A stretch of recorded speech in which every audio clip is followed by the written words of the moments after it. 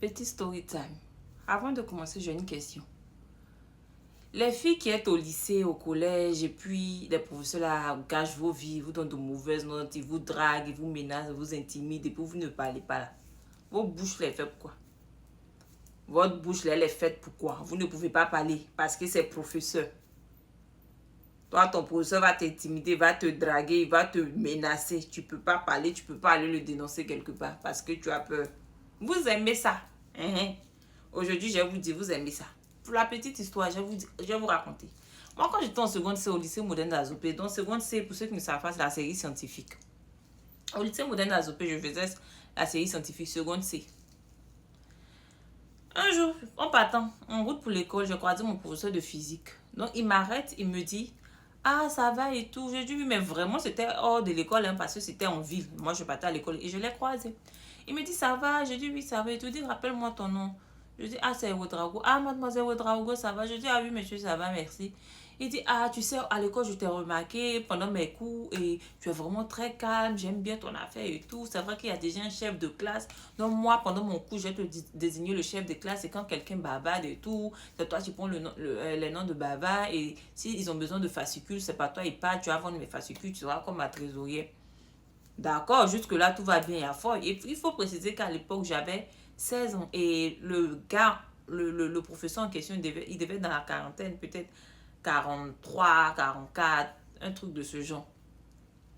Donc moi, je ne vois rien de mal jusque-là, tout va bien. Je dis, ah d'accord, monsieur, pas de souci, il y a fort urgent, je peux le faire, c'est pas un problème et tout.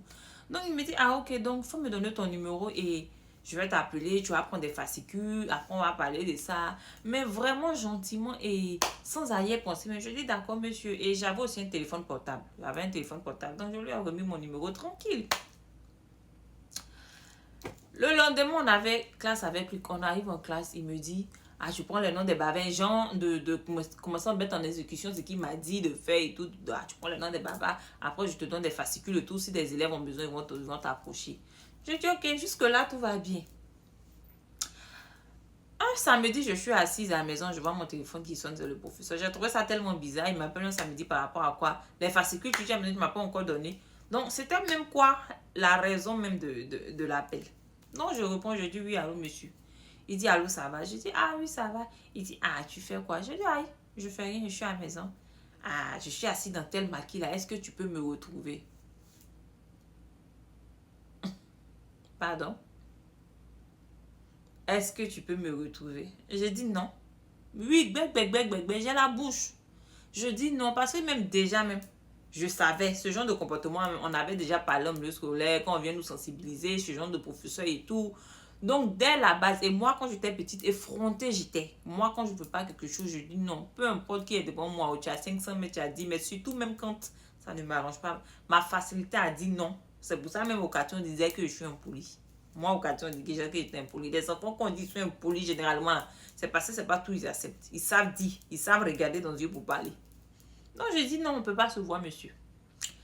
Aïe, mais pourquoi on ne peut pas se voir? Aïe, tu es mon parent. Je ne passe pas, c'est samedi, je ne sors pas. Je ne suis pas permise de sortir les week-ends. Mes parents n'aiment pas. Donc, je ne sors pas. Et je ne sais même pas la raison pour laquelle un samedi, on doit se voir. C'est pas l'école, c'est rien. On n'a pas un cours de renforcement ou bien on n'a pas un cours de rattrapage, rien. Donc, pourquoi on doit se voir? Ah, ok. Ah, ok, je te rappelle, il a coupé. On avait classe avec lui le lundi, je me rappelle très bien. Le lundi, on va en classe. Après le coup, il m'appelle, dit, toi, viens. Je dis, oui, monsieur. Ah, toi, je t'ai appelé, je te dis que le samedi, on doit se voir. Tu dis que tu ne peux pas sortir et tout. Tu ne peux pas sortir. Je dis, mais je ne peux pas sortir. Il me dit, ah, ok, d'accord. Bon, ok, d'accord, tu vas à la maison. Tu vas à la maison. Je dis, ah, mais oui, monsieur, je vais à la maison, d'autant plus que je n'ai pas classe le soir. Ah, donc je ne comprends pas. Et le lundi, j'avais cours seulement le matin, je n'avais pas cours l'après-midi.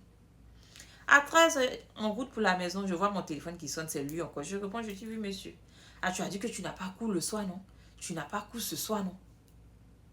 C'était devenu genre un harcèlement ou bien je sais pas moi, quoi. J'ai dit, hi, oui, monsieur, j'ai dit, j'ai pas cours ce soir. Ah, ok, viens me retrouver à l'hôtel. Je vous dis la phrase que j'ai dit, c'est ce qu'il a dit. Le prof là m'a vu en quoi? On lui a dit quoi sur moi? Ou bien c'est quoi il a lu sur mon visage? Ah, viens me retrouver à l'hôtel. J'ai dit quoi? Il a répété encore. Il a dit quelqu'un, il a répété une deuxième fois. C'est comme ça, il a mis mon téléphone sur mon oreille, puis j'ai raccroché au nez. J'ai raccroché au nez le professeur. Et ça suit, je vois un message, je reçois un message. Je t'attends, je suis à l'hôtel. Je prends ma route, je vais à la maison. 14h30, 15h. Vu que j'avais pas que le soir, j'étais à la maison. Je suis toujours à l'hôtel, mademoiselle Ouedraogo. Vous feriez mieux de venir ici à l'hôtel. Je suis en train de vous attendre. J'ai dit, hey! What the fuck is that? I was like, no. Wait, what's happening here? What's happening? Like, qu'est-ce qui se passe? J'avais 16 ans, mais très, très éveillé. Le professeur n'a pas cru. J'ai pas répondu à son message. On va en classe la semaine qui suit. Il a commencé à me bully, like, m'intimider. Les Américains disent bully. Il a commencé à m'intimider. Je m'assois en classe. On aborde un nouveau chapitre. Normalement, le nouveau chapitre, le professeur doit expliquer. On fait un exercice d'application, c'est ça, non? Exercice d'application. Il explique en profondeur avant maintenant de mettre un exercice où les élèves traitent d'eux-mêmes et tout ça. On aborde à peine un nouveau chapitre. Il met un devoir au tableau. Il me dit, Ouedraogo va me résoudre ça. C'est-à-dire qu'il interroge, les gens lèvent leurs doigts. Moi, je ne lève même pas ma main parce que je ne connais pas là. Il m'interroge, je me dis, va au tableau, juste pour m'intimider quoi. Quand je vais au tableau, j'essaie de faire ce que je peux. Quand je ne trouve pas, ça se dit, élève ça. Ça se dit, élève ça. C'est comme ça il faisait. Je disais rien, je m'assois. Il a fait ça 2-3 fois. Et j'avais un asso en classe qui s'appelait Sanogo. Et Sanogo l'avait remarqué. Sanogo m'a approché. Il dit, ah, ma petite soeur, parce qu'il était plus âgé que moi, il devait avoir 19 ans ou 20 ans même à l'époque. Ah, ma petite soeur, le professeur, elle est trop sur toi ce temps-ci, tu n'as pas fait la remarque. Je lui ai dit, tu as remarqué? Non, il dit, oui, je dis, laisse tomber. C'est comme ça. Ce temps-ci, là, c'est ce qu'il fait. On a fait un devoir. Il m'a donné 5 sur 20. Et pendant la correction, pendant qu'il corrigeait, mais je vois que j'ai trouvé beaucoup en fait. Et quand il faisait la correction, les élèves qui a mal noté leur feuille sont partis vers lui et il a rectifié leurs notes. Et moi, je vais vers lui pour dire, mais monsieur, quand je compte mes notes là, j'ai 12,50, mais pourquoi vous me donnez 5 et tout? Il me regarde de haut en bas. Et il me snob. Je me suis arrêtée, il me snob jusqu'à... Il m'a snobé et je suis allée m'asseoir. À la fin du coup, je l'approche. Je lui ai dit, mais monsieur, pourquoi vous m'avez donné 5? Tu veux savoir pourquoi je t'ai donné 5? J'ai dit, oui, monsieur, quand je t'ai dit, je t'attends à l'hôtel là, tu m'as écouté? Quand je t'ai dit que je t'attendais à l'hôtel là, tu es venu? Tu es venu? Je n'ai rien dit. On a avancé un peu vers la fin du premier trimestre. Il voit que mes notes commençaient à être bad. Pendant ce temps, il m'envoyait les messages pour m'intimider. Tout est là, les profs sont là. Une fois en classe, il fait... C'était un devoir. On finit de faire devoir correction. Tu dis d'aller traiter le premier exercice. Quand il regarde, tu fais même, tu ne m'as pas donné bonne note. Il m'avait donné encore un 5. Il m'a donné 5. Ça qu'il n'a pas trouvé d'aller faire combien? Il dit, mais si vous m'avez donné 5, ça veut dire que je n'ai pas trouvé. Non, je ne peux pas partir corriger. Je ne connais pas. Je suis allée au tableau. Comment tu ne connais pas? Vous venez faire les séries scientifiques là. Vous pensez que c'est le qui veut. Ce n'est pas le qui veut, c'est le qui peut. Vous pensez que quoi? Il a commencé à m'intimider. Ça pétaille dans ma tête. Ça pétait dans ma tête. Il y a les filles là. Ne laissez pas les professeurs vous intimider. Parlez. Ouvrez vos bouches. Ouvrez vos gosiers. Et ça pétaille dans ma tête. J'ai dit, j'ai tourné comme ça devant 46 élèves.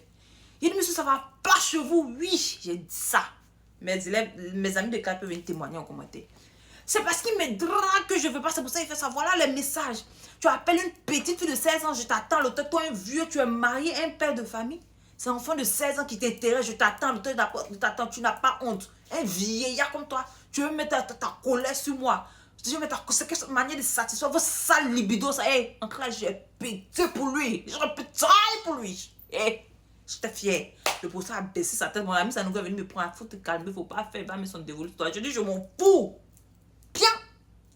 Je suis allée sur le principal. J'ai montré les messages. Ils ont convoqué.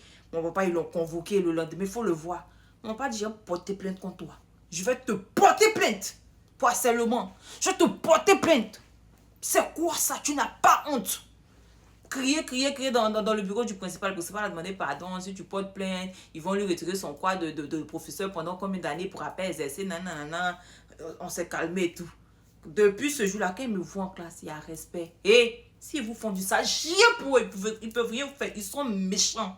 Ils ont détruit la vie de beaucoup de jeunes filles.